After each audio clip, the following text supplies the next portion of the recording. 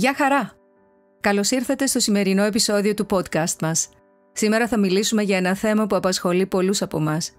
Την απογοήτευση και την αποθάρρυνση κατά την εκμάθηση μιας ξένης γλώσσας ως ενήλικας.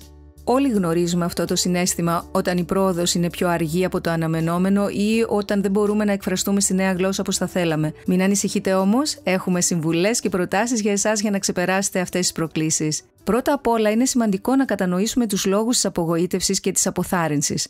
Συχνά θέτουμε πολύ υψηλούς στόχους ή περιμένουμε γρήγορα αποτελέσματα. Στην εκμάθηση γλωσσών η υπομονή είναι το κλειδί. Ο εγκέφαλός μας χρειάζεται χρόνο για να επεξεργαστεί νέες δομές και λεξιλόγιο.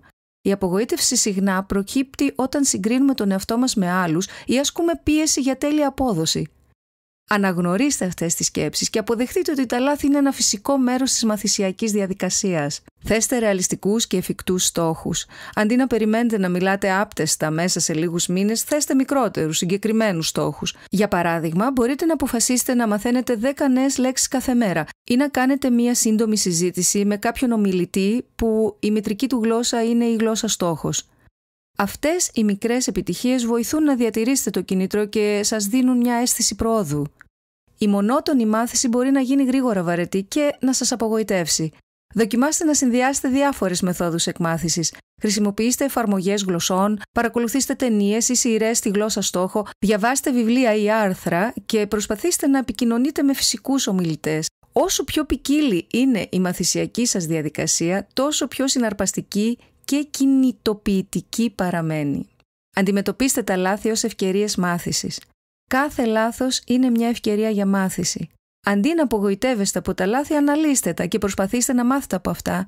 Καταγράψτε τα συχνά λάθη και δουλέψτε στοχευμένα πάνω σε αυτά. Αν για παράδειγμα κάνετε συνεχώς το ίδιο γραμματικό λάθος, αφιερώστε χρόνο για να το μελετήσετε και έτσι μπορείτε να βελτιώνεστε συνεχώς. Βρείτε μια υποστηρικτική κοινότητα. Βρείτε μια κοινότητα εκμάθησης, είτε online είτε offline. Η ανταλλαγή με άλλους μαθητές μπορεί να είναι πολύ κινητοποιητική.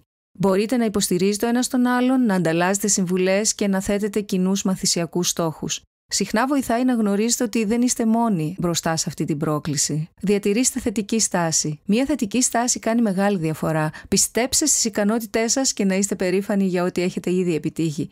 Μερικές φορές βοηθάει να θυμάστε γιατί μαθαίνετε τη γλώσσα, είτε για ταξίδια, τη δουλειά, είτε απλά από ενδιαφέρον για τον πολιτισμό. Αυτό το εσωτερικό κίνητρο μπορεί να βοηθήσει να παραμείνετε κινητοποιημένοι ακόμα και σε δύσκολες φάσεις. Κλείνοντας, θέλω να σας θυμίσω ότι η εκμάθηση γλωσσών είναι ένα ταξίδι. Υπάρχουν ανηφόρες και κατηφόρες, αλλά κάθε βήμα σας φέρνει πιο κοντά στο στόχο σας. Να είστε υπομονετικοί με τον εαυτό σας και να γιορτάζετε τις επιτυχίες σας, όσο μικρές και αν σας φαίνονται.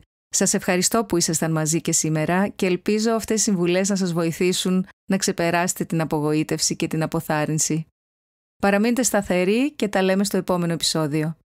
Αυτό ήταν για σήμερα. Αν σας άρεσε αυτό το επεισόδιο, εγγραφείτε στο podcast μας και μοιραστείτε το με άλλους μαθητές γλωσσών.